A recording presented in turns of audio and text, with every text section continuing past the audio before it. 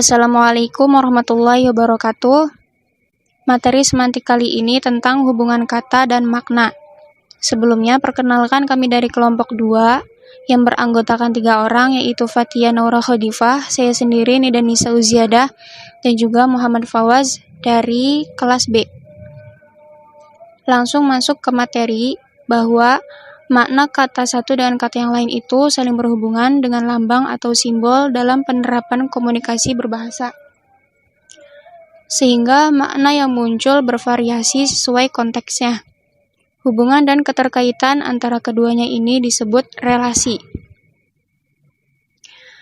Ragam makna dalam semantik Arab yang akan kami jelaskan itu ada 8. Yang pertama ada etimologi, homonimi dan homofon, polisemi, sinonim, antonim, hiponim dan hipernim, disharmoni, dan juga konotasi. Yang pertama adalah etimologi. Etimologi adalah studi tentang asal-usul kata, perubahan kata, dan perubahan makna. Contoh dalam bahasa Indonesianya ada kata tuan. Kata tuan itu berasal dari kata tu yang berarti orang, dan an sama dengan akhiran dalam bahasa Indonesia. Jadi, tuan adalah orang tempat mengabdi atau orang yang dihormati. Sedangkan contoh dalam bahasa Arabnya, ada akar kata dari RHM. Diturunkan kata-katanya menjadi rahim, almarhum, marhumah, rahman, dan rahmat. Lalu ada homonimi dan homofon. Kata homonimi atau dalam bahasa Arab itu disebut al-mushtarak al-lafzi, berasal dari bahasa Yunani kuno, onoma yang berarti nama, dan homo yang berarti sama. Homonim adalah kata yang sama lafal dan ejaannya dengan kata yang lain, tetapi berbeda maknanya, karena berasal dari sumber yang berbeda. Contoh dalam bahasa Indonesianya, ada kata bisa. Bisa ini dapat bermakna dapat, juga dapat bermakna racun. Sedangkan contoh dalam bahasa Arab, dalam surat Ar-Rum, ada kata sa'ah. Sa'ah ini disebut 2 kali dalam ayat Ar-Rum, ayat 55. Sa'ah yang pertama itu bermakna hari kiamat, dan sa'ah yang kedua bermakna masa atau waktu. Sedangkan untuk homofon atau disebut juga dalam bahasa Arab itu al-mushtarak as-sauti adalah kata yang sama lafalnya dengan kata yang lain tetapi beda ejaan dan maknanya. Contohnya dalam bahasa Indonesia ada kata bang. Bang ini berarti kakak laki-laki. Dan kata bang dengan akhiran huruf K yang berarti tempat menyimpan uang. Atau contoh yang lain seperti kata sanksi dengan huruf K yang berarti hukuman, dan sanksi dengan huruf G berarti ragu. Sedangkan dalam bahasa Arab tidak ditemukan homofon dalam satu kata dengan kata yang lain, kecuali kesamaan antar satu kata dengan frase. Contoh dalam bahasa Arab ada dahabatun dan dahabatun. Dahabatun yang pertama ini berarti seorang perempuan atau sesuatu yang pergi atau hilang. Dan dahabatun yang kedua merupakan frasa atau mudhof ilaih yang berarti orang yang punya hadiah. Selanjutnya ada polisemi atau dalam bahasa Arab disebut ta'adud al-makna. Kata polisemi berasal dari bahasa Yunani poli, yaitu banyak atau bermacam-macam, dan semi, yaitu arti. Maka dapat disimpulkan bahwa polisemi adalah kata yang mengandung makna lebih dari satu atau ganda. Karena kegandaan makna itu, maka pendengar atau pembaca ragu menafsirkan maknanya. Contoh dalam bahasa Indonesianya ada kata orang tua. Kata orang tua ini bisa berarti ayah dan ibu, dan bisa juga berarti orang yang sudah lanjut usia. Contoh dalam bahasa Arabnya ada kata al-khol. Al-khol ini bisa berarti paman, tahi lalati wajah, awan, dan onta yang gemuk.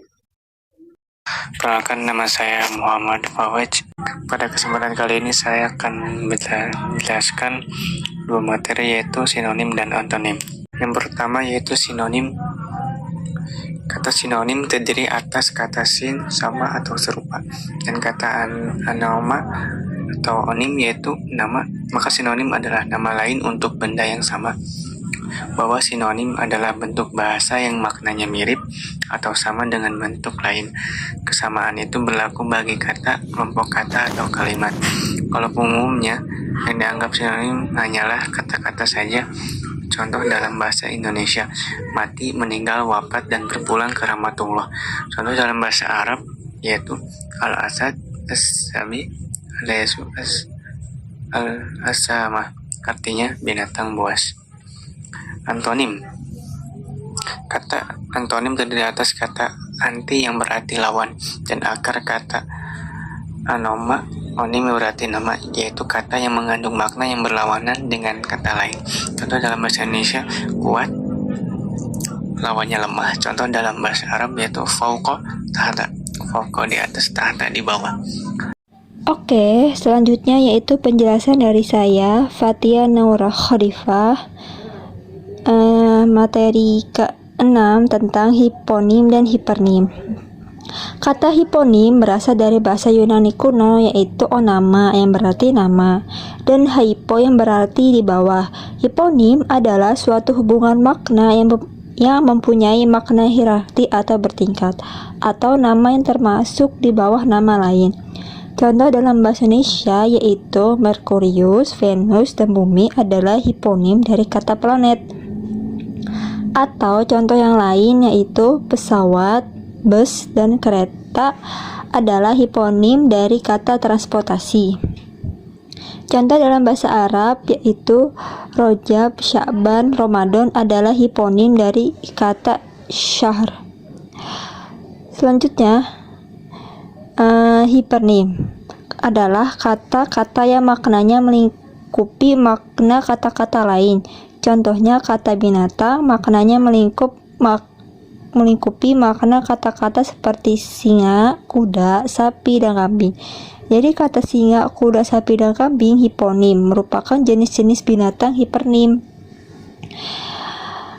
Materi selanjutnya yaitu materi ke-7 yaitu konotasi. Makna konotatif adalah makna yang bukan sebenarnya umumnya bersifat sindiran dan merupakan makna denotasi yang mengalami penambahan. Dapat dikatakan bahwa makna konotatif adalah makna tambahan yang mengandung nuansa atau kesan khusus sebagai akibat dari pengalaman para pemakai bahasa. Contoh dalam bahasa Indonesia yaitu kursi. Jika dilihat dari makna ini, tidak hanya bermakna tempat untuk duduk, tetapi juga bisa diartikan layaknya tempat kekuasaan, tampung kepemimpinan, dan lain-lain.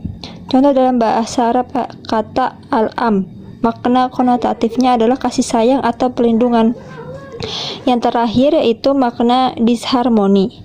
Disharmoni atau tanafur adalah apabila beberapa kalimat berada di dalam satu bidang makna, namun tiap-tiap kata tidak menjadi lawan kata dengan kata yang lain, dan tidak pula menjadi bagian dari makna kata yang lain.